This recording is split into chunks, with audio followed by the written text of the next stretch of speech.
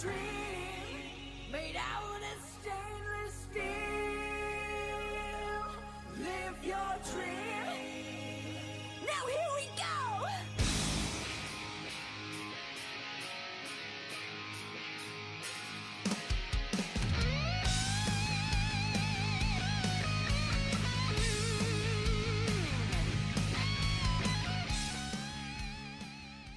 Hey everyone, thanks for joining for another episode of DeLorean Talk. This is Dave Tavers, VIN 10515, talking to you from Walt Disney's hometown of Marceline, Missouri.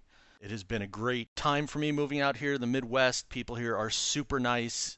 The small town life is so different from LA and Seattle and San Francisco and Vegas for me, but really enjoying it, other than being the only DeLorean for a couple of hours in any direction. But if you listened to the last episode, I did go to the 2023 DCS up in Crystal Lake, Illinois by Chicago. Met a bunch more people I'd never met before. And today I'm excited to have Alexx Michael on the show. Hi, Alex. Hi, great to hear you again. Yeah, we got to chat a little bit at the show, and you're a character, super nice guy. You've got a very different background than most people in general life.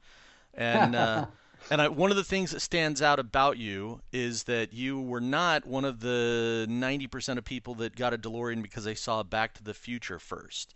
So we'll talk about that. But let's start with just some basic information. Where do you live?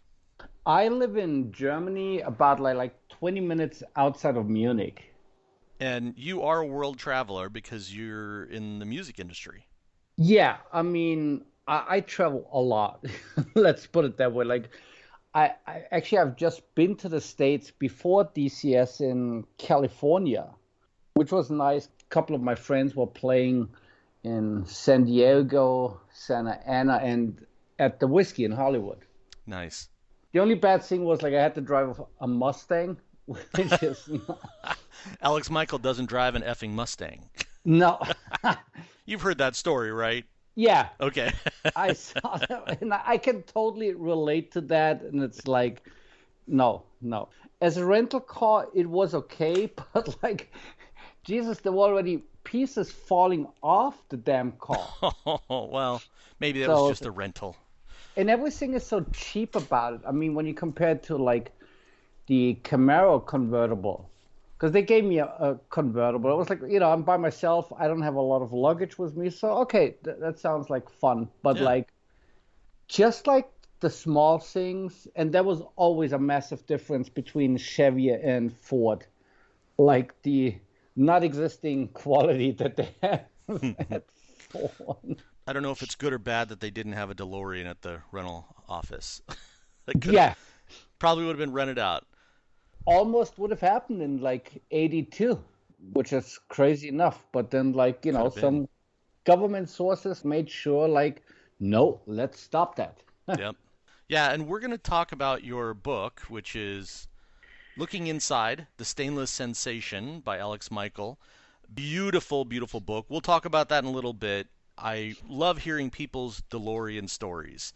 Part of your DeLorean story is connected to music, right? Yeah. So, but let's go back a little bit. What is your, I don't want to say job. What do you do for a living? What's your background?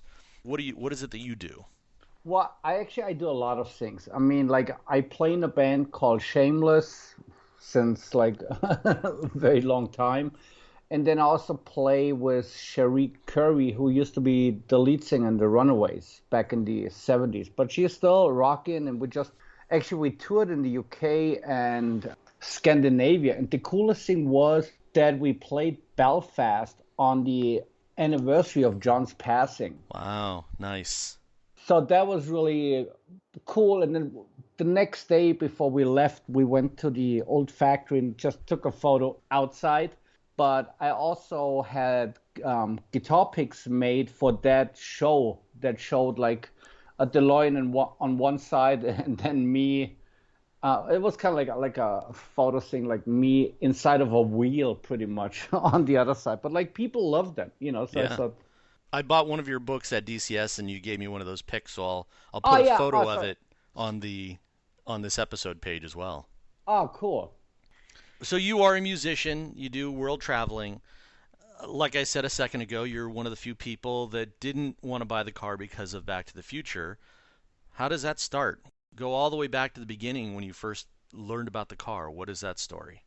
Okay, since I was like 7, I was a massive Kiss fan, still am, and in I think it was like May of '83 or like maybe like a month later, there was a German magazine called Bravo, which is kind of like what you had in the States. You had 16 and Teen Beat, like those kind of magazines. So inside the magazine, there was an article about Ace, and there was a picture of Ace right next to this weird-looking car. Most people know Kiss are really famous for the like outrageous like photo shoots, with like flames and stuff, Outrageous rocket everything. ships. Yeah. Exactly. Ace is the lead singer for Kiss. He's the lead guitar player, Thank you. Ace is the lead guitar player for Kiss. Got it. the spaceman. And so I saw the picture, and I was like, wow, that's a cool photo shoot. But of course, it was not a photo shoot. It was just like two pictures put together. One was of Ace from that period, and the other one was a picture of a DeLorean. And then I read the article, and somebody I knew like said like, no, that's actually a real car. Oh, wow. How old were you again when you saw that? I was 13. 13. So, and at 13, even if you're into cars, that's an obscure car. You might not know anything about it, and you didn't. What? Trust me, when you grow up in Germany, you can't be into cars. That's impossible. Because like especially at that point, I mean, there's nothing more boring than German cars. Especially, I always give the example like now you show somebody an episode of Streets of San Francisco, with Carl Malden and Mike Douglas, Yeah. and then you compare it to like a German show from that period. When you watch Streets of San Francisco, you think, oh my God, like there's one classic right next to the other one. And then you watch the German thing and you think like, oh my God, look at those pieces of trash that they're driving around. But then you realize, hey, wait a second, those were like the brand new cars. So it's horrible.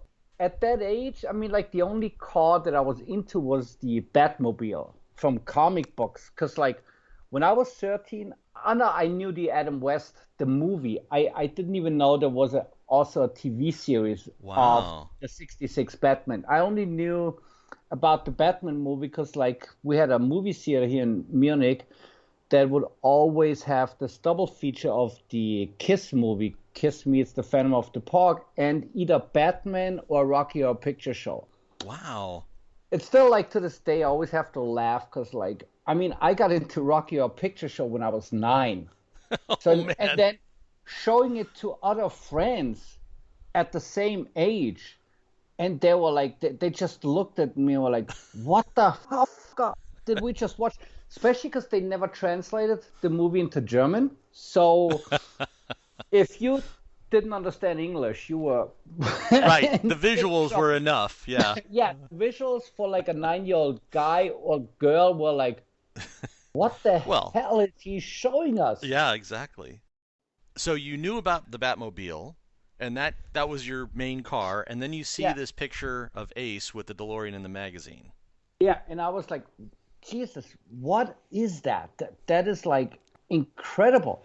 And back then in like '83, it was kind of like hard to find stuff out, especially at that point, like the company didn't even exist anymore. So it was not like you go to a local dealership newsstand, and get a magazine or whatever, to do some more research. So for me, it was just like really cool. And I remember like a couple of years later, I saw a couple of articles about the car, but nothing really major. It was not like the States where you pretty much had all the coverage, like the stuff that John went through and whatever. The only time, and obviously when you're like 14, you're not really reading newspapers. No.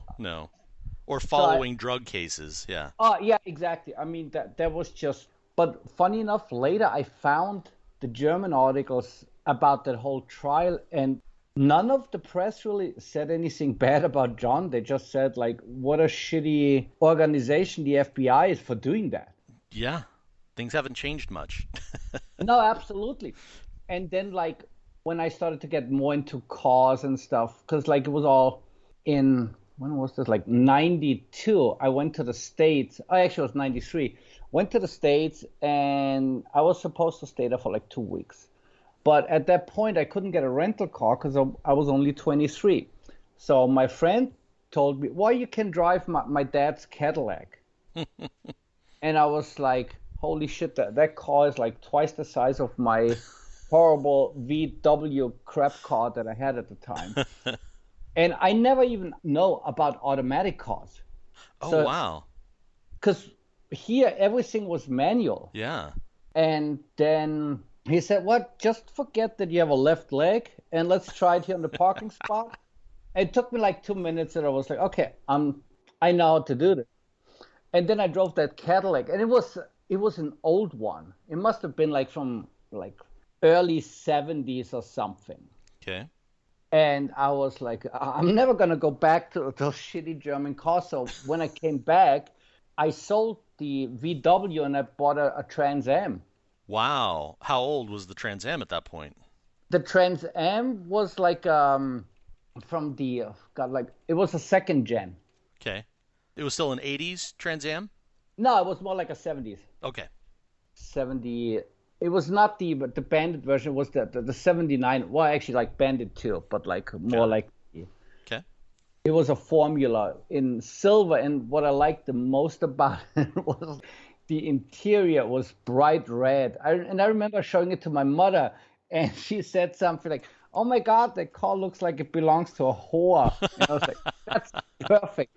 As long as I fit in my guitar cases, I was like, okay, I'm good. Fitting for a musician as well.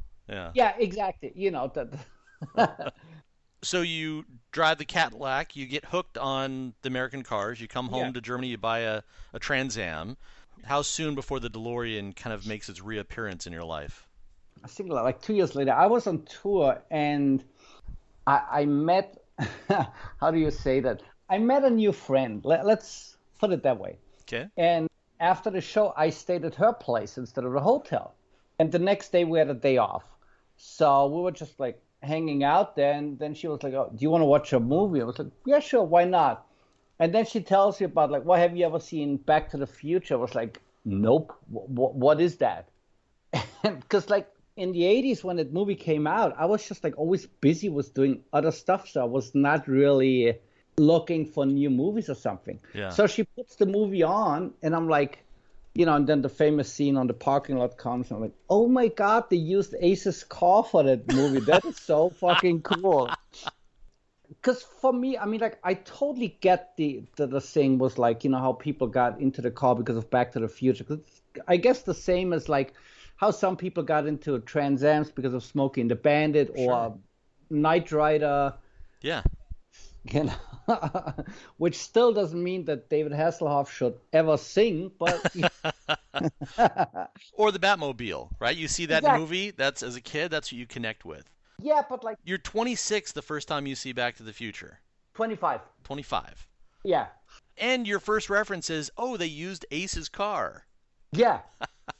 I mean, I thought the movie was fucking great, but like it's still to this day, I don't have that connection.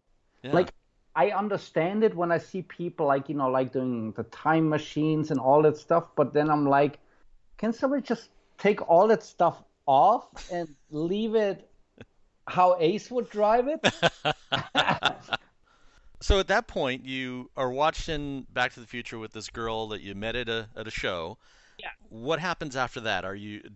Is that when it kind of caught your attention and you thought, wait, this is a real car? Or was it years later when you said, oh, I should go back and learn more about that? The most I learned about this was, thank God, to another girl.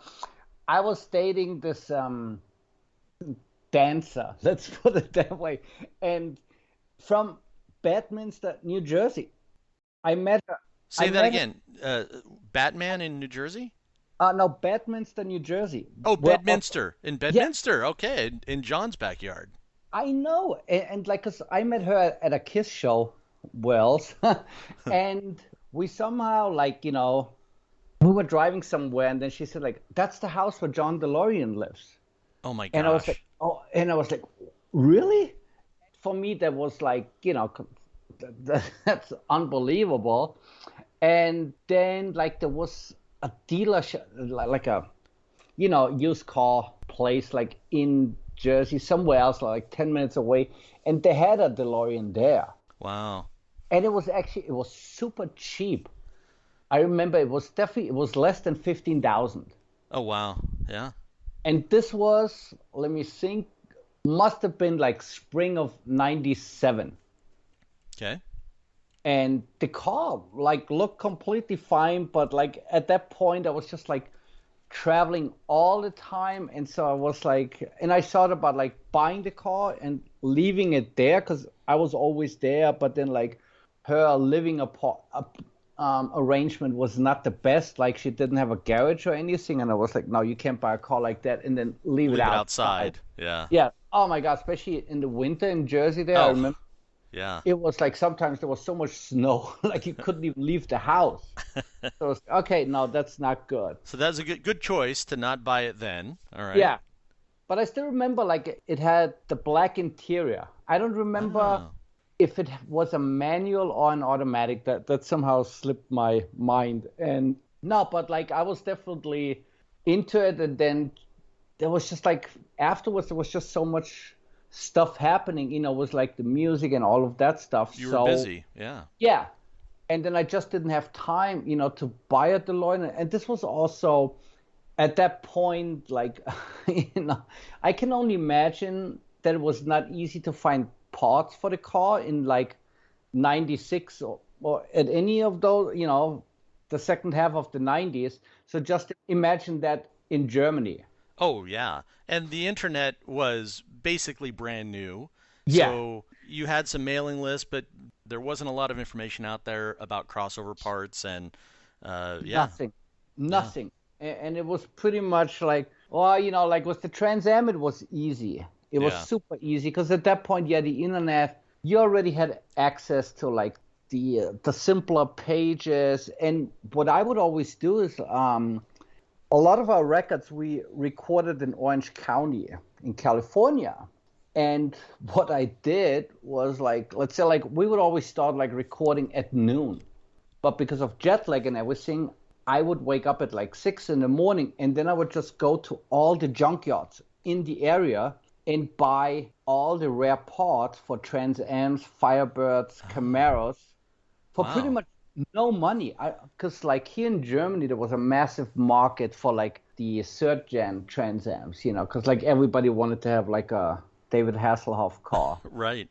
Plus, I'm assuming they didn't make Trans Ams over in Europe at that point, so everything No, had to be imported, which meant everything was more expensive. exactly. And the incredible part was like, especially the rear wings and the T-tops, like none of the junkyards would ship stuff at that point. Oh, yeah. Sure. So they had tons of them. I'm curious if when you went to these junkyards you saw any DeLoreans, No, or it wasn't on your radar at that point. So at what point did you start thinking about buying a DeLorean? it was in 2010, 10, 11 or something like that.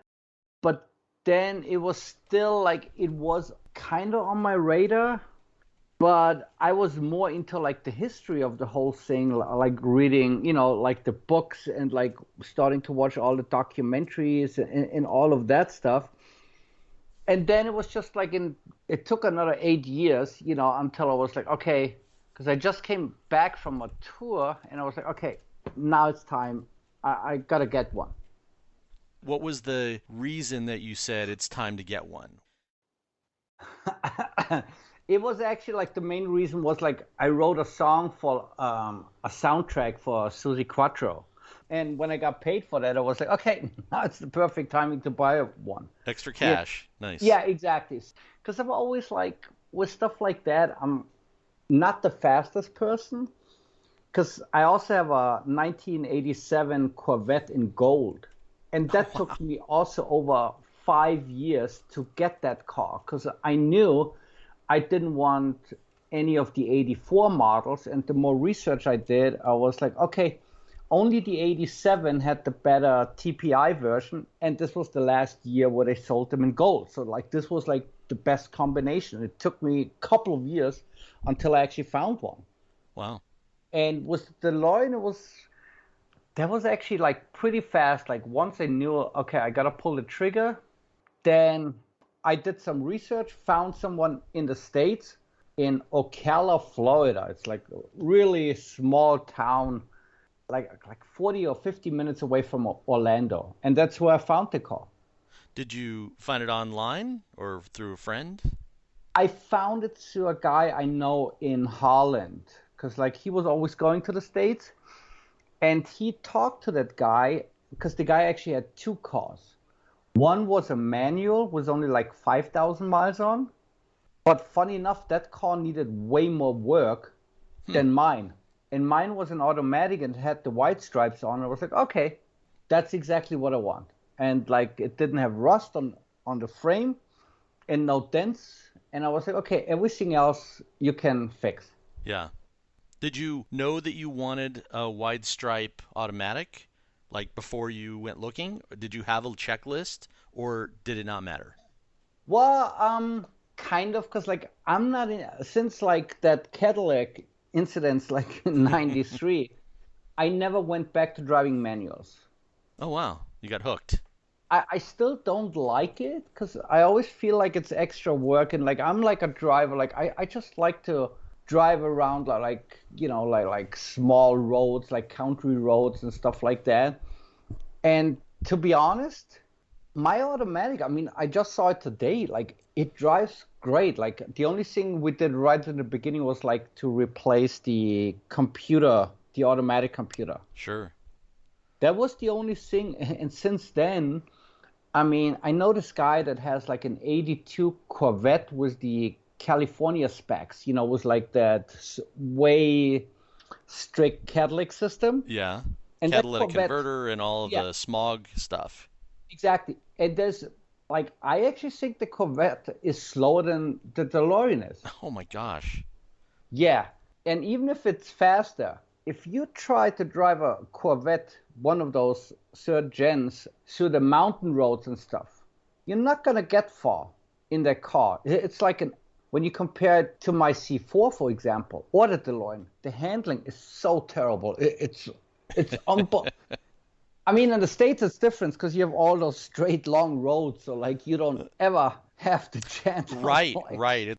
Most of the place we have good roads. We don't have a lot of little country mountain roads.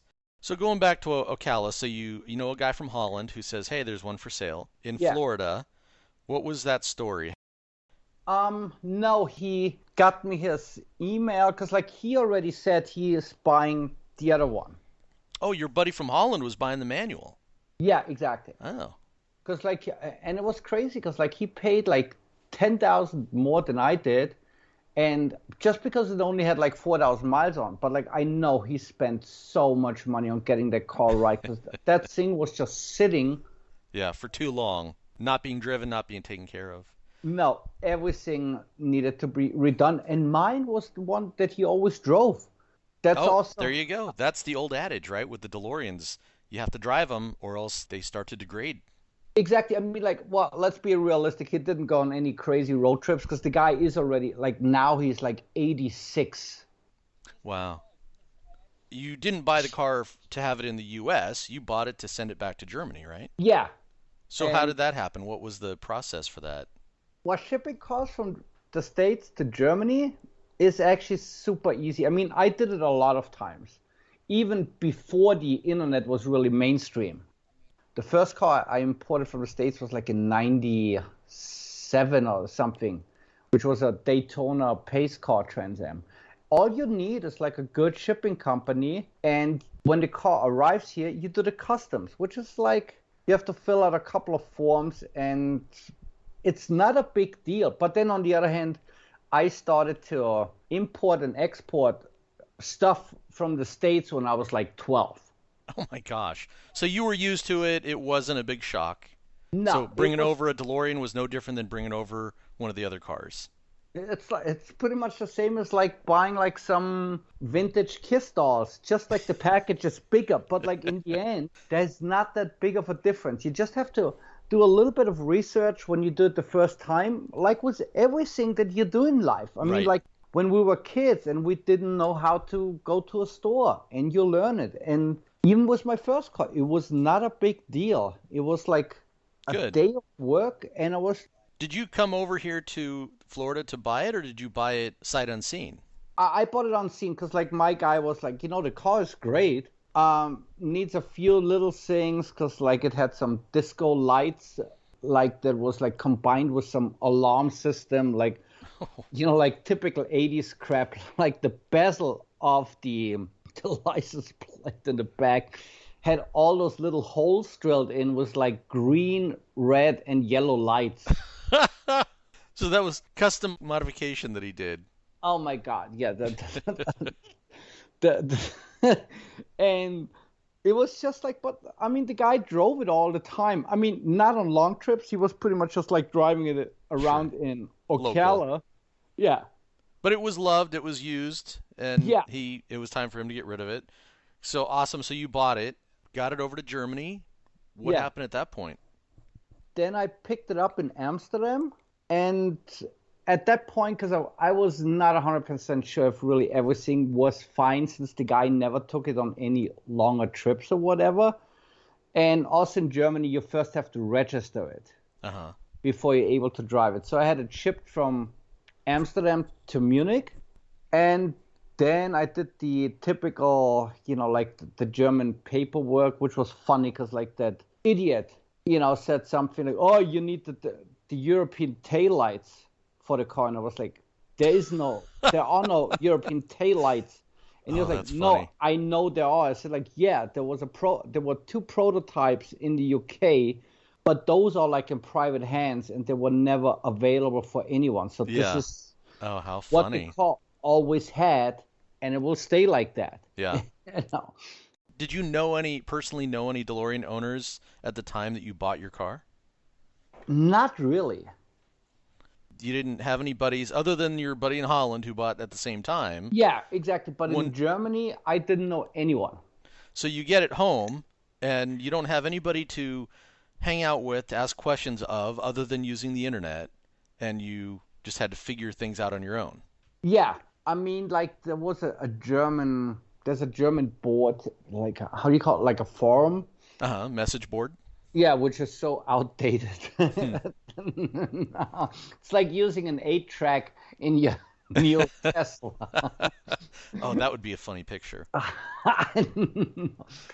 No, and like, yeah, most of the stuff, like, I just did research, and I met one really cool guy. His name is Christian. Like, he doesn't even live far away from me. He bought one of the company cars. Like, he has a super early VIN, like 600 something, Wow. that still didn't have the leather wrapped steering wheel and like tons of other things, and so, and he told me a few things, and then I met more people here in Germany, but like I was more talking with people like in the States. Online, sure, Yeah, sure. What is your VIN number? 10227. 227. And I'm 10515, so we're Oh, close cousins. mine was built in December 82, 81, One. December 81, and well, it wasn't registered until some point in 99. Oh, it never got registered. Nope. Wow. It was in some kind, not museum, but like some in Detroit. Interesting. And so the guy that I bought it from, he bought it there was like, I wish I would know the name of the place because like he didn't even remember it. They closed that place down, and he bought that DeLorean. Was it just a warehouse of cars, or was it some kind of a... Like that's a thing that I don't even know. Wow. So it's an 82, but it wasn't registered for the first time until 97? No, I think it was 98. 98. No, hold on. He bought it in 98, but then it still took him like 2 years because that car at that point also needed everything. Sure. Because it was just sitting there for like 18 years, Yeah, six, you know, and so it needed a lot of stuff. sure. That is interesting. I've not heard that before, that a DeLorean sat that long without being registered. Yeah. Huh. Cool. So now you've got the internet, you've got a car. Are you driving it much, or once you get it up and running, are you driving it much around town? Are you Yeah. enjoying it? Are you people ask, doing the typical everybody's excited about it because you've got to be one of the few ones in the Munich area. Yeah, well, actually, there's a few of them here, but like once it was registered, I drove it all the time. I know this sounds like a little bit weird. I wanted stuff to break so I knew what was wrong or what needed to be replaced. Sure. Because What? nothing is worse than like, when you don't know and then like all of a sudden like something breaks and it's kind of like unexpected. But I kind of already knew, like, especially if the car was not driven on any longer trips or stuff, that there will be stuff that will break. Yeah. Like the fuel pump died within like 2 months, then the alternator died, and like, like the typical stuff. Did you have a hard time finding those parts over there, or again, now we're talking about 2018, so Yeah. or 2019, it's easy to get parts shipped. You've got DeLorean Go over there. Actually, right after I picked up the car, I drove over to Ed's place in Holland. So I was like, okay, you have a website, and I already bought stuff there, like right when I got the car, because I was like so picky, like that carpet in that little compartment behind the driver's seat. That looked kind of like messy. So like, You wanted new carpet. yeah, what just that one carpet, because that was the only one that he had. Because like the one on the passenger side, also like at some point there was something with the battery. But like, lucky enough, I still found everything somewhere. Yeah. And it took about like, I would say like 2.5 years until it really got to the point where nothing did break down again. And you felt comfortable driving it anywhere. Yeah. Did you do the main work, mechanical work, or did you take it No. to a local shop? First, I tried a couple of more local people here, but then I met this. I was at a DeLorean show in Belgium, and I met this incredible guy. Like, his name is Steve, and he is like the secret DeLorean weapon in Belgium, France, and parts of Holland, because he doesn't even have a website. Oh, nice. I talked to so many owners there from Belgium, and everybody said the same thing. 'Cause when I asked, like, so who does your stuff? Steve. Take it to Steve, Steve. Steve. Everything, including, because like there was one thing also on my car, which I guess goes with the disco light in the bezel, that the front and the rear fascia, they were painted, but like it is. So, I mean, from if you were like a little bit further away, it looked kind of like all the other ones, but when you got closer, it had this sparkly thing in there, like it looked Oh. like it was made out of a dress that belonged to Donna Summers or something like that. Sequins in the paint, sparkles in the Yeah, paint. So that exactly. guy he was a disco fan, obviously. All those lights in the license plate bezel, and then he's repainted the fascias with glitter. Disco silver. Yeah, absolutely. And I mean, so, and then I brought it to Steve, and he took care of everything. And well, since then, well, I had another fuel pump that blew, but like I guess that's It just like, happens, sure. yeah, exactly. Now I have a spare one. Just so you don't have to wait for the parts. Oh, that's awesome. So you have a mechanic that you trust. The car is taken care of. Now, you said it was a couple of years. So you bought the car and basically got it up to speed by 2019, 2020. And now you're taking it on longer trips? What's the furthest you've driven it? Well, the furthest is always, because like every 2 years, I ship the car to Belgium to Steve. But then when he's done with everything in the spring, then I just fly over there and drive back. That's Nice. like 800, about like 800 miles. Wow. That's a good trip. But often I do those regular like road trips. Like where I live, it's only like an hour away from Austria, and there is this incredible country road. And just like last Saturday, I mean, this is how crazy it gets. Like, I drove from my place to Innsbruck, which is like, I would say like 100 miles. And all I did there was like get a coffee at McDonald's and then drove back. Nice. Oh, Uh, that's fantastic. Just to go for the drive. exactly. Like, who cares where you go? As long as you have a credit card and gas station somewhere, it doesn't matter. Yeah. And plus, like, yeah, if something breaks, then okay, there's something that needs to be taken care of. Yeah. It's part of owning a classic car that's 40 years old. Have you had any major breakdowns? Yeah, when the fuel pump broke, and then I had a warm-up regulator that broke. Oh. That was pretty much in the early stages. Like now, since those warm-up regulators, you cannot buy those new anymore. Yeah. And there's some crappy aftermarket ones, which I tell everyone, don't buy those. Find someone that can restore the original one. And Yeah. that's what he did. Oh, that's so lucky. Wow. Yeah. So you've not had any major breakdowns when you're out on the road, things that were just no blown engines or anything. No, nothing. What story comes to mind when you're out there driving, whether it's local or long distance over in Germany? Any fun stories come to mind that you share with others? It's always, I remember like one time a friend of mine was working in a hotel. I said I pick him up after he's done with work. So I drive there, and the hotel was like right in the middle of Munich. So I get there, and the second I park the car, I hear from somewhere upstairs, "Oh my God, there's a DeLorean." And the security guy of the hotel was like, "Oh, don't worry, I'll watch the car." So I go Nice. inside, pick him up, and by the time we get out, there's like 50 or 60 people surrounding the car. Wow. Yeah. And that was just crazy and funny.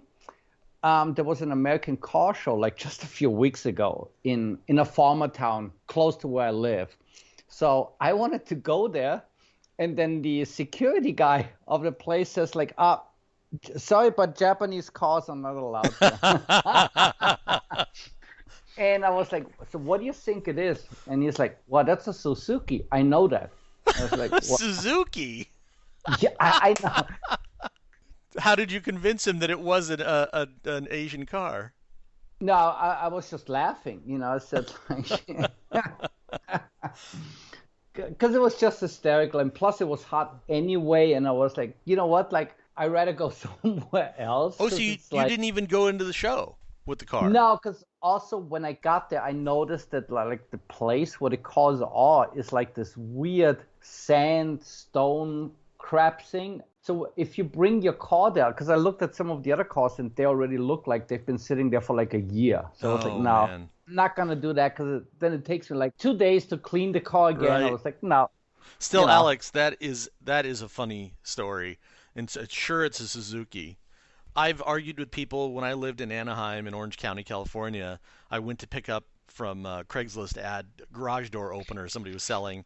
He insisted that they built them right down the street in Irvine. I'm like, well, that's where they stored them. They were not built here. No, they built them here. I'm like, okay, they rebuilt some of them, and it just is a crack up. It's like, I'm driving the car. I know the history. And I always thought that was fun, but for somebody to say it's a Suzuki, no Asian cars allowed. That is funny. That's just like, and it's always interesting, like when you drive anywhere, like how people freak out and want to take photos. That's actually why I had this QR code made, like a decal for the rear window, and this brings you straight to alexxmichael.com, and the first thing on top there is some of the DeLorean related stuff, like the book and the song we did and everything. So it's like, hey, it's free advertisement, and I can tell when I look at the statistics of that page. I can Who's always scanning it? Yeah. Yeah, exactly. Or at least where that person is coming from. And it's like, well, that's where I've been yesterday, How funny. So that's a good thing, Yeah, it's fun. Okay, so you basically have had the car for just a few years now. You're not a super long owner. How many No, times have you come to any kind of a bigger show? I mean, DCS is over here in the U.S. is kind of the only big show that we have now. because I was at a couple of the German ones, but like the German ones are way less fun because, like, in my opinion, when you do like a DeLorean convention or anything like that, it should be more about the car and not going to see musicals and or sausage factories and stuff like that. Because to me, that has nothing to do with the car. Yeah, I mean, right. I would understand if there's like a screening of Back to the Future, anything like that, but Sure. the, Yeah. the, Sausage Factory is not connected to the car in any way. not really. Yeah. You were saying that fans are similar in that Very. what we're focusing on the specific details of the car, or for Kiss, specific songs or musicians. Yeah, for example, like when Ace really left the band, geez, that's been almost like 20 years ago. And now they have this replacement guy. So I always call it like Ace is the original PRV, and the new one is like some replacement engine out of a Honda or something. And then of course people are fighting about that, like, oh my God, I can't believe he's not in the band anymore. Oh my God, I can't believe it's not the original engine anymore. It's the same thing. Interesting. Okay. I was not making that connection, and now I can see what you're talking about. There's the guys that like the carbureted PRV and the Yeah. guys that like the fuel injected. Going for a little second, even though we did a DCS wrap up episode, I'm not a car guy, and I'm still so blown away by that LS4 engine. I Yeah. think that is the future of the DeLorean. As new owners in the next 5, 10, 15 years buy these cars, and if they want to drive them, I can see them going to Mike at DeLorean Midwest and saying, "Hey, swap out the engine. Let's get a better, stronger engine in there." Well, I Even though the guess PRV is trustworthy, but people are going to want updated engines in there. I guess it depends on where you live. Because, like, for example, I mean, I'm also not a car guy or a mechanic. I mean, like, I can clean a car. Like, you should have seen what I did to the interior, like how I cleaned my carpet. Was like, I bought different chemicals and fluids and whatever, I think for like $500 Oh man. to get every kind of smell, stain, whatever it was. You get this carpet clean. People always ask me, oh, so did you replace your carpet? No, only one piece. No, actually two pieces. But like here, I don't think it would be impossible to register the car with the Alice engine in it. Because like in Germany, we have this organization called TÜV. And if the car is not original, A, you lose your historical license plate. Uh-huh. And B, they would insist on doing all those like tests, Road 'cause test and safety test and everything. yeah, because like, will the frame be able to handle all the extra power? What's about the brakes and Oh, this and interesting. that? So I remember like a friend of mine, this is like a long time ago, he did a conversion of a Pontiac Fiero into one of those Ferrari kits. Uh-huh. And just the fees for all the TÜV papers was about like 15,000 Wow. because they would test everything. I mean, also like the rims. Oh, what's about the wheels? Will they hold this and that and whatever? Interesting. And then let's say like the whole conversion. I mean, I don't know how much it costs, but let's say like 40 grand. But then you probably have to expect like, I would say like another 15, 20, whatever. But that still doesn't mean It's that going they to will give. pass. Yeah. That's Exactly. just to get it tested, and then they might say, "Sorry, doesn't fit." Interesting. That's also the reason here you cannot buy those, or you cannot drive one of those Back to the Future Time conversions machines. because, Sure. yeah, because of the open cables that are like on the side. Because like the TÜV would say, oh, this is too dangerous. What happens if somebody gets stuck? Right. Is that just in Germany, or is that Europe in general? I'm not sure about the other countries, but I know the story about a guy in Switzerland. There's actually a video about that guy on YouTube where he talks about that they first didn't want to register the car because of the doors. Oh my gosh. I Wow. know. And then I guess he found a couple of other DeLoreans that were already in Switzerland, so he convinced them, look, that's how they are. Wow. So for me, that's just not. I do feel the same way for me. I don't need more power. I don't need the car is great the way it is. I don't Yeah, need to race anyone. I can just see that as the car becomes more collectible, more people with money buy them. If they want to drive them, they might be looking to do something different. Well, and especially as the engines become more rare, if it's going to cost the same amount to find an original PRV versus putting another engine in, well, unless you're trying to keep it original or you live in Germany, exactly. try Well, something but else. the only changes that I did with my car, because I mean, like, let's face it, like, goes also for yours. We are not in the super desirable circle. So, like, not like the early wins or like the last few ones or Right. something like that. So, what I did was like, I just combined everything from 81, 82, 83 to make it, in my opinion, like the most perfect car that I want. For you, exactly. Exactly. Like one of the big things for me was always like the original design for the rear logo. Oh, yes. Let's talk about that. Explain that. Well, probably most people know like some of the early press photos, and there's also a video when the first car drove off out of the factory. When you look at that car, that one has the painted rear logo on. You're talking about in the left side of the bumper where it's embossed in the bumper that says DeLorean. Exactly. And the first ones, they had a painted rear logo. You know the catalogs, there's the big catalog, like the 16 or 20 page one, the big one. Mm-hmm. But then there's also a smaller one. And on the smaller one, if you look at the picture on the rear, it also has the painted rear logo on. Interesting. Yeah, the stainless letters, but then I was like, no, I like the other design like a million times more. Plus, that's how it was supposed to be. It's kind of like a bonus track on a on a CD or something. So no DeLoreans actually were sold or shipped that way. This was just one of the early cars during testing. Yeah, But you like that. yeah. Chris Nicholson has also he has one that was actually painted in the factory. Right, as one of the demos or tests, Exactly. not a dealer car, No, not shipped. no. What you're talking about is rather than having the stainless letters that are cut out and fit perfectly into the embossed letters in the bumper, Yeah. you have an outline of those letters out of, I'm assuming stainless. I haven't seen your car. No, it's painted. Oh, it's just painted, It's actually airbrushed. airbrush. So basically, if you painted a long rectangle over those letters and then Yeah, cut out the yeah, letters are still black, but there's the outline of the words, of the word. exactly. Nice. Then I know there's a picture on your website. You can see it, that early car with the painted letter Yeah, outside of the letters.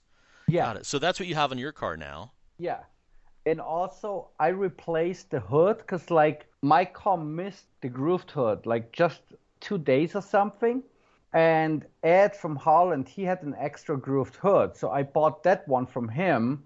And we did put that one on the car. And now the original hood is as safe as it can be. It's hanging on the wall in my office. And funny enough, I had Chris Nicholson also brush that one before we did hang it on the wall. So it looks like it's brand new. Oh, that's great. In the office, it's just always like when I sit in the office and do some work and I just look at this, and I'm always saying, you look so nice, but not on the car. That is a great art piece to be hanging on the wall. Oh, That's fantastic. absolutely. And a friend of mine in Detroit, I have to get it at one point. He still has like a left fender, but like that fender looks like it went to hell, then was Oh, swimming in a volcano, and then whatever else. And that's wow. how it looks like. And I said, like, I got to bring it back to Germany and then turn it into like some crazy wall clock. Use it Because as an art piece, yeah. exactly, because it's beyond, like, I showed it to Mike and he was just like laughing. He said like, Nope, not gonna no. mess with it. And also, I showed it to Chris first, and he also, like, everybody I showed it to, they were just like laughing. I said, like, this is beyond any chance of repair. I will turn it into something once I have the chance to bring it over. Sure, sure. All right. Let's transition over to talk about the book because it is an absolutely beautiful book.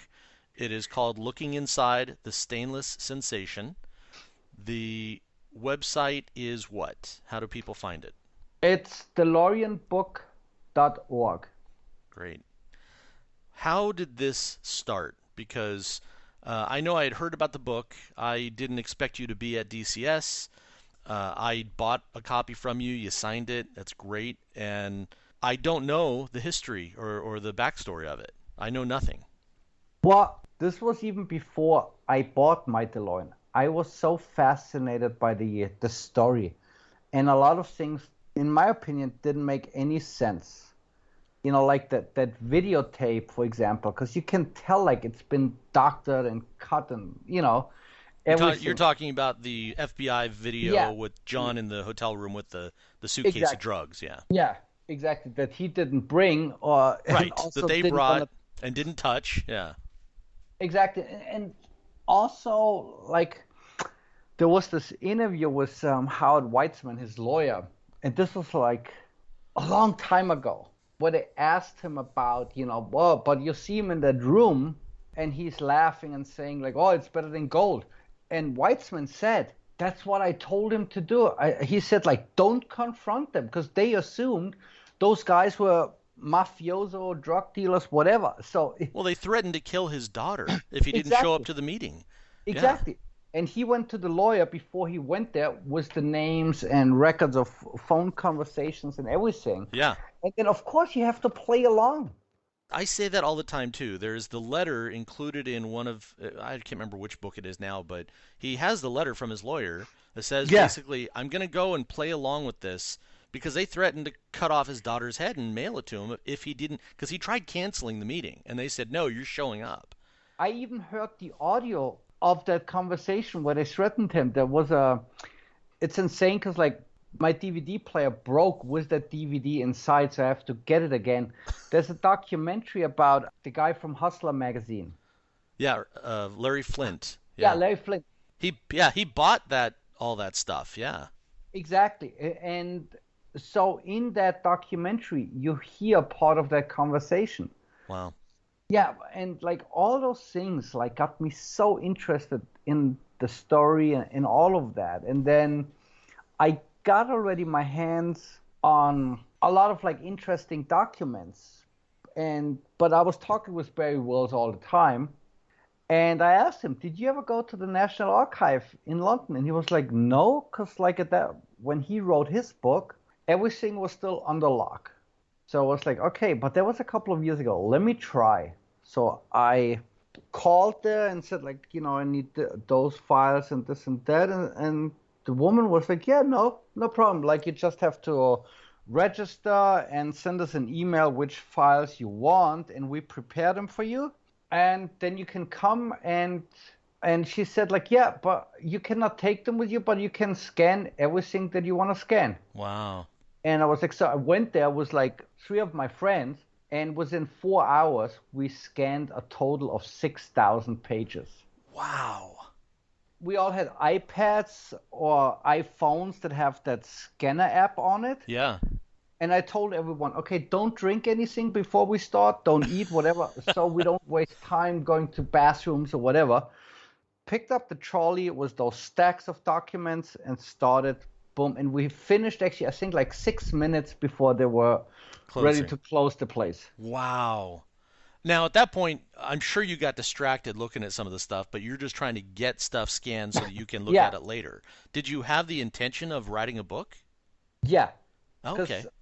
Because I wasn't sure like how to approach the whole thing. And So you had some of these early documents and you thought, "Hey, I want to write a book." yeah, Is that when you started talking to Barry Wills? I talked to Barry before that. Oh, really? Okay. Yeah, which was always funny because like when I explained to him the thing with Ace Frehley, he had he had no idea about Kiss Who? or Right. because like obviously at that point he was like a very busy, successful person like in the car industry. So Right. like his priorities were not checking out rock bands in the 70s. Right. Right. I Okay, mean, like, so you go and scan these documents, and you're yeah. thinking, okay, this is a treasure trove. You're going to be able to make this great book. Did you have a direction? Did you know what you wanted to write about, or was this? Yeah, because from also what I did, like I went and got into a couple of like archives in the States where I got all the newspapers and stuff, like stuff that was never mentioned anywhere else, just like some local Detroit magazines and whatever.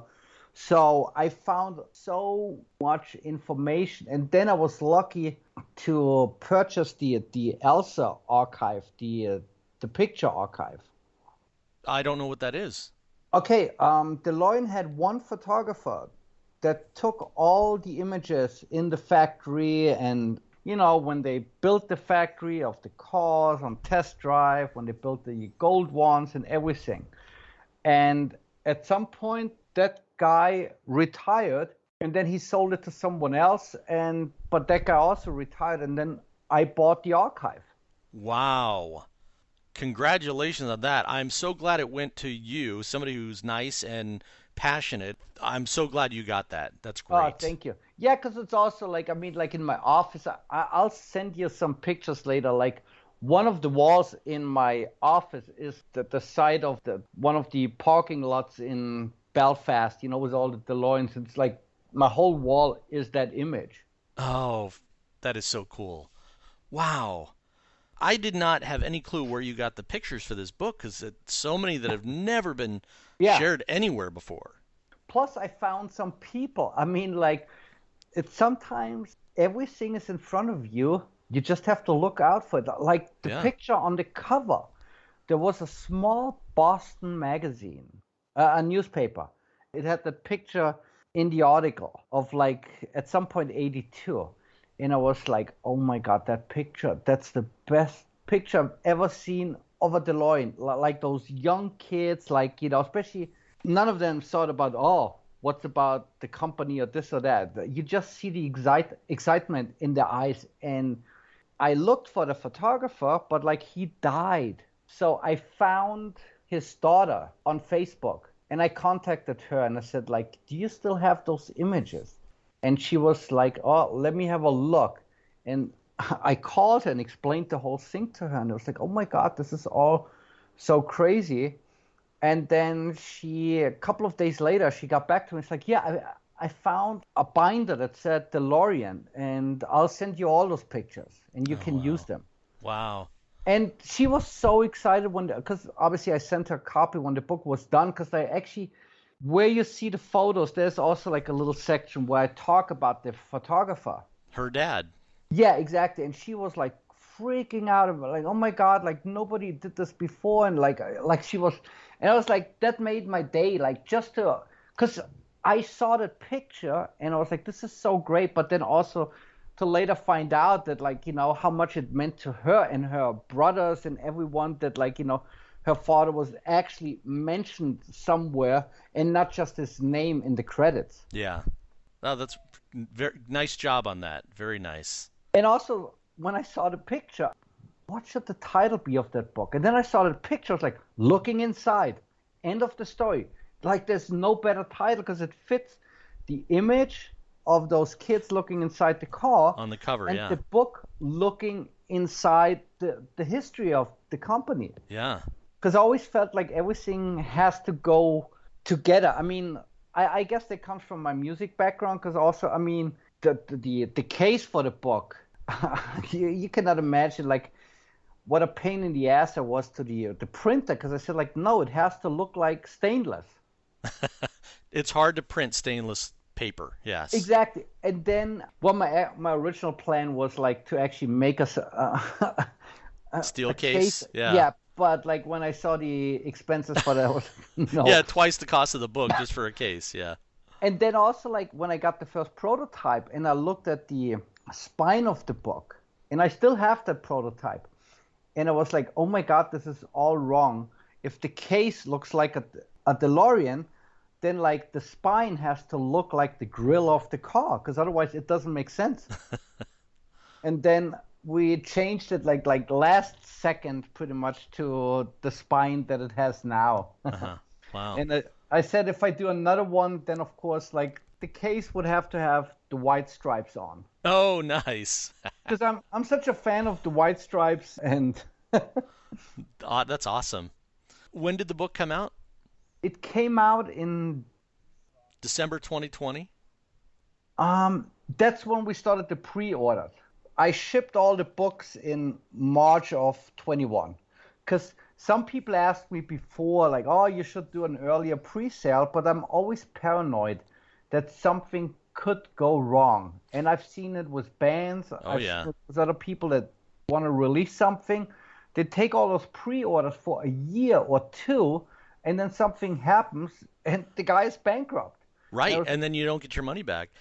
Yeah, there's companies that have been doing that for a while, taking pre-orders on cars that will never get built. But it's Exactly. yeah. And I don't believe in any of this. Like, I mean, even when I did my band Shameless, when we did the first record, I didn't tell anyone about it because it was kind of like, I mean, If it happens, great. If it doesn't, you don't want to be on the hook.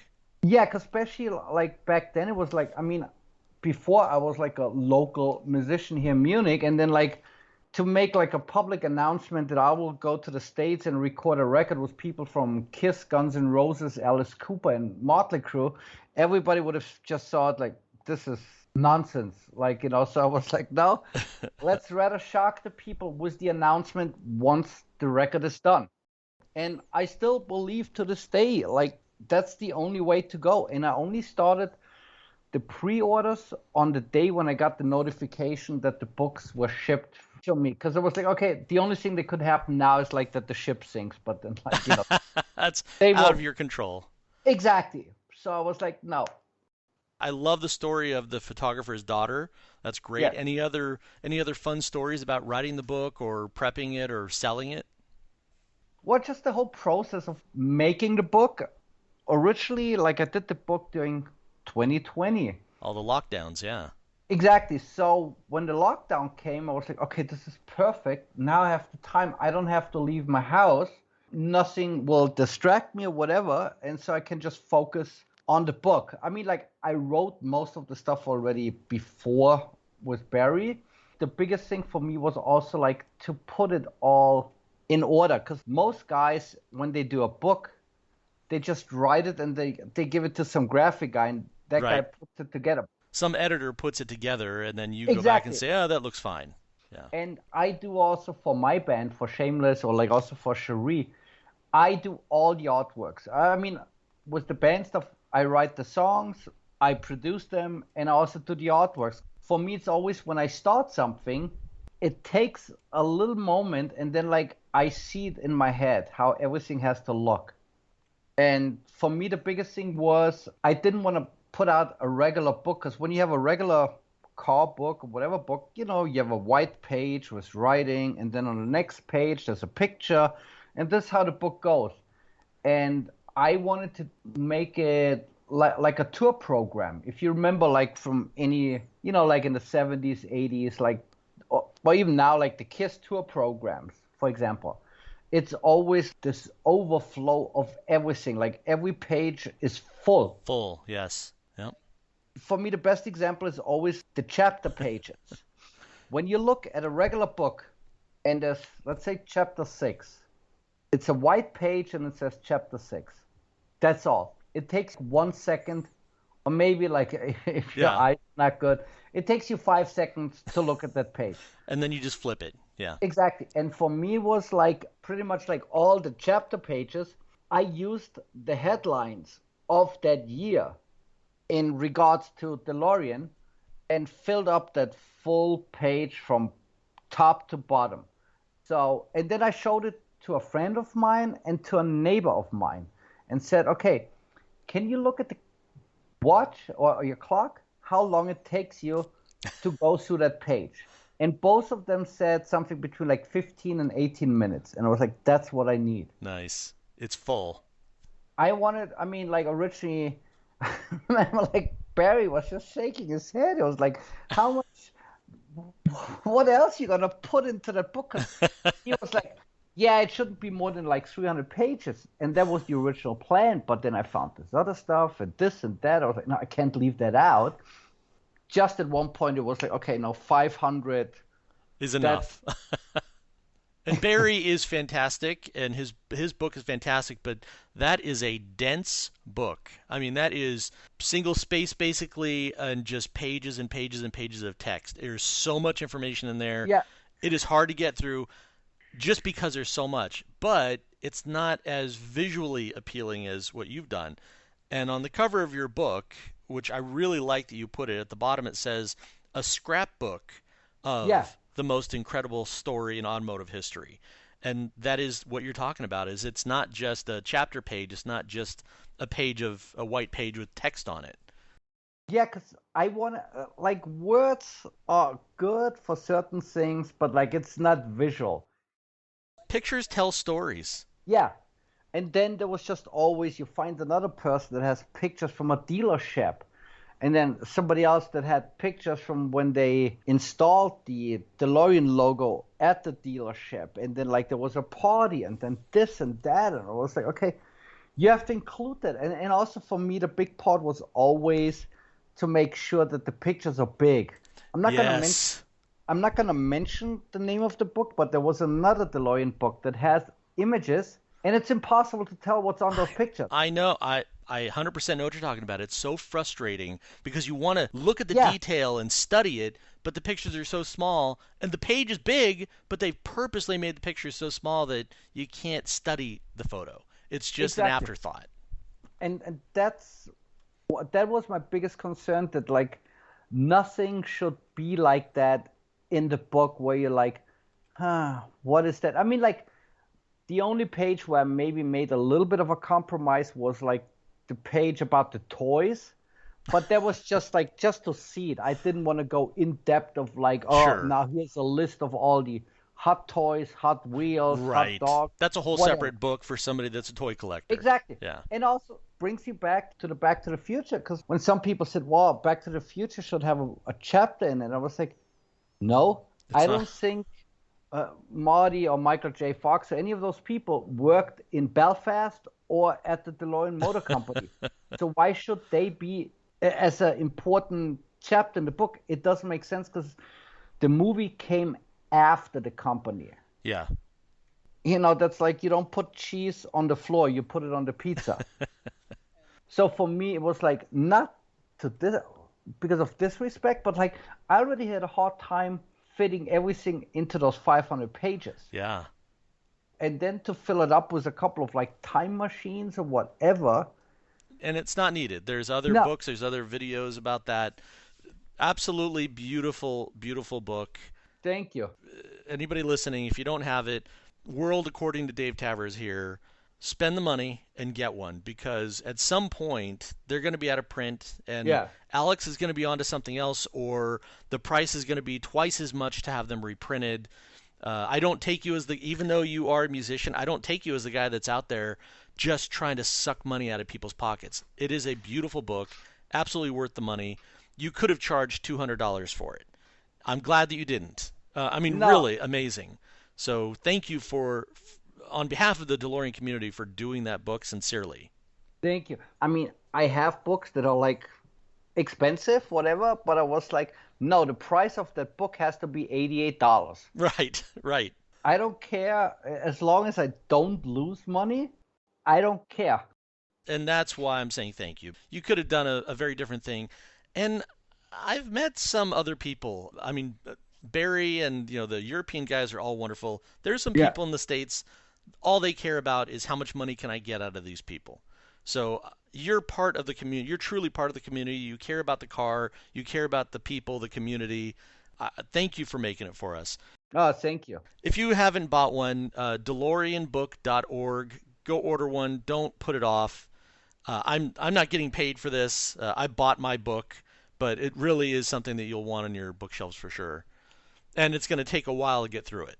Yeah, that was also the big concern for me. Like, because I remember one journalist in Germany said, like, it's almost too much information. And I was like, no, if you go to, I compared to like a all-you-can-eat restaurant. You go there and you go for a reason to all-you-can-eat. You don't go to there to say like, well, I want 2 slices of cucumber. That's all I want. Right. And hey, what do you prefer? Like a book that you're done with in like an afternoon? Or, I mean, like I had enough people that told me it took them about like 3 or 4 months to get through the full book. Yeah. And also reading all the little stuff and the documents, because that was the main thing for me. Because like showing the documents, I was a kid, when the whole thing happened. So for me to just write a book, I think is stupid because like I wasn't there. Right. That didn't make sense. But like at least I would be able to tell the stories and also to show it in detail with pictures and everything. Let people figure out the story on their own by reading the documents. Exactly. I mean, like there's so much funny stuff in there, like with like the some of those board meetings and the secret shoppers and stuff like that. It's just like I was laughing when I went through all that stuff. Oh my God, like how can you have people like that work for you that don't even know about the car? And it was a lot of fun, and because then also we did the song for the book, and to me that was like the biggest surprise, like how people went crazy about that song. It was actually the drummer in Kiss, Eric Singer. I'm really close friends with him, and at one point he said like, you should do a song with the book release. Oh, why not? You know that business. Yeah, and then I was like, okay, and I just said, I tried something out, and obviously, like, Live Your Dream came to my mind within like 5 seconds. And then I wrote the song, and then we did a video with car scenes and everything. Now, when I go to car shows and whatever, and people play that song in their cars, or actually in Northern Ireland, it had some massive like radio airplay as well. That's cool. And also like on Spotify, because you know how it is, like these days, there's like such a music overflow. Oh, yeah. Of everything. Tons of content. But then when I look at the numbers of that song on all the digital platforms like Spotify and Amazon and iTunes and everything, I'm still blown away, like, the massive reaction the song got. Wow. Well, Alex, congrats on on the beautiful book, on the music, on everything. Thank you. So glad that you're part of the community, that you have come. I'm sure that you're going to keep coming anytime there's events like this. And oh yeah, no, definitely, like, because the events in the States, they're also, like I said before, like it's way more fun, and I love those events, and everybody's so cool. I mean, like, Jesus, like Mike went out of his way to find me a set of floor mats and the original cleaning bottles. that's right. Yeah. Okay, before we wrap up, tell us that story because I thought that was fun. Yeah, because I asked a couple of people about the original cleaning bottles, that cleaning set. And this is when you got your DeLorean at the dealership, it came in a cardboard box that had the 3 different polishes for the car. And Yeah, you wanted an original set. exactly, because like they still sell the original boxes, but like obviously all the cleaning stuff has been replaced for new stuff. Because like, trust me, when I opened one of those bottles, yeah, I saw it like a cat died in there. 40-year-old cleaning solution. Yeah, no, that didn't smell anything like clean or healthy or whatever. And so I always wanted to get the original bottles because they have the print on the actual bottle. Yeah. And then like Mike looked and like he finally found one, and he also found me a set of the original floor mats. Because that's something, I don't know about you, like which floor mats do you have in your car? Embarrassingly, I have never got them. There is a guy who came to DCS that makes them. He's an upholsterer or something. Sadly, running without floor mats. My car didn't have them when I got them. Okay. I think it was a dealer option, right? That Yeah, wasn't a default. it was definitely an option, but like the thing is, all those new floor mats, I mean, they're not bad, not at all. But like, they are smaller, and the quality of the original floor mats is just outstanding. the floor mats are bigger and also much heavier. Like the material is way thicker than all those new ones. They last. Well, it was Yeah. different era. The only part where I say that there was a horrible part about the DeLorean was the stereo. Well, from a music guy, I can see that. Yeah, and it's like I did put a few of those documents into the book, but like I have, I think like a few hundred letters and documents how crappy that Craig radio was. 'Cause don't forget, like Craig was like the house company, I think, for Sears in the States. Oh, wow. Yeah, and so it was not really A Sears car radio in a DeLorean. exactly. That's why I replaced mine with like a time correct Alpine stereo. Oh, fun. Because also the lighting is exactly like the one in the DeLorean, like the green one. Oh, nice. So it fits. That's great. Exactly. And well, when I had no idea that like all those Lamborghini owners are killing for those stereos because like the Countach had the same stereo in it. Really? Yeah. Wow. And I found, because I did some research about that stereo, like what I wanted in my car. And then after some time, I found out, okay, I need this or that Alpine. And then lucky enough, I found a woman on eBay Italy, which is completely different than eBay in the States or eBay Germany, whatever. She had a new old stock in the box. Holy cow. Because her grandfather did some tuning work for Lamborghini. Oh, wow. And when he retired, they forgot a pallet of stereos somewhere. It was, I guess, in the basement of his workplace. Wow. And then they just left that pallet like in the basement of her place. And Oh, those are great stories when that happens. Oh, absolutely. And I got it for I think it was like 180 euros, which is about like $200. And it was absolute mint. The only thing, because I knew they break, was the rubber from the tape deck. Yeah, the belts. Yeah, the belt. And that was like an extra, I think like 40 euros, like $50 that I had to invest. But like now, it's the perfect thing. And like, yeah, I always see people like, when they say, oh, I need a rear view camera and this and that. I was like, no. Nope. You have eyes, and like the original one didn't have a rear view camera or anything. Well, Alex, such a pleasure talking to you. I'm looking forward to seeing you at events in the future and hearing more stories. And just you're a lot of fun, and I'm so happy to have connected with you at the show. No, awesome. I mean, like, I hope there will be one next year. Well, we're talking about doing something over at Ken Konslick's shop next year, but that's not planned out yet. So if where's his shop? In Cincinnati, not too far from Zach DeLorean. Oh, yeah. So if that comes together, then we'll obviously you'll see it online, and I'll make sure to shoot you an email and say, hey, you got a plan to come over. Yeah, no, absolutely, because it's just always fun, and plus, like, you always find stuff that, you never saw before, like the floor mats. I have never been bored. I've been to lots of DeLorean events. There's never, in my mind, a reason to not go, because you have different conversations, you connect with different people. It is about the community. There's all kinds of connections to be made, and I will always go to every event that I possibly can. Exactly, and that one last thing, because that's also one thing like that is so similar to the Kiss one. With Kiss, let's say like you have the record unmasked, and then there's a Japanese version and an American one and a German one, whatever. And it's the same thing with DeLoreans. Wow, you have that version of the ashtray in your car. Right. Well, Alex, thanks again. Any last parting comments or thoughts? Well, I just cannot wait for like more events, and then like there's just so much stuff going on. Well, I'm looking forward to seeing you at the next things. Yeah, sure. Definitely. This will be fun. All right, last question. I ask everybody before we go.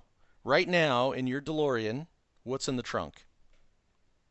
In the trunk, there's the replacement floor mats, a cassette case, and underneath the carpet there's a snare bag where I keep all my tools and stuff, because like I keep the spare wheel in my office Oh, as decoration because I'm never gonna use it. right. You're just going to get towed. Exactly, but like a snare bag, which you can buy at any music store, like a gig bag, it's a round case, And it fits in that hole.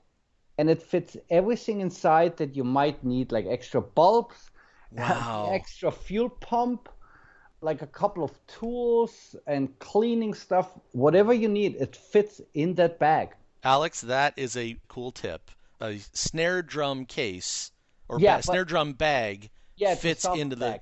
a soft bag, and it fits Yeah, in the spare tire well of the DeLorean trunk. and I used the 14-inch one just because, like, I have a couple of extra belts and stuff also in that section there. So, like, everything fits in there. And let's face it, you're never gonna use that Right. Yeah, spare tire. Yep. In fact, there's been a couple of episodes where people have talked that they put that on and they drive 2 miles and it's dead. So there's no point. Exactly, especially when the tire is like 40, Right. 40 years old. All right, Alex. Thank you again, man. Looking forward to talking more in the future. Awesome, perfect. Thanks everybody for listening. As always, it is so fun to talk to owners and get their stories, and there will be more coming. DCS definitely reinvigorated me. Met a lot more people. I know there's people that have been asking for years to do shows, and one day we'll get everybody on. There's lots of stories to be told. If you haven't created a DeLorean census record for your car, don't forget, go to DeLoreanDirectory.com/census and fill in the information. It is by far the best census record out there for the DeLoreans. There's lots of questions, but over the years, it's going to be a great help to know where the cars were and what has been done to the cars. It's a lot of fun. And even if you've already submitted a record, if you've made significant changes or you've moved, go create a new record. It keeps track of the history of every car over time. Of the same VIN could have 5 records if it's been moved or sold. So go take a look to see if your VIN is up there, and if it's not, do a record for it. Tell your friends about it. DeLoreanTalk.com, DeLoreanDirectory.com, and looking forward to seeing you at the next show.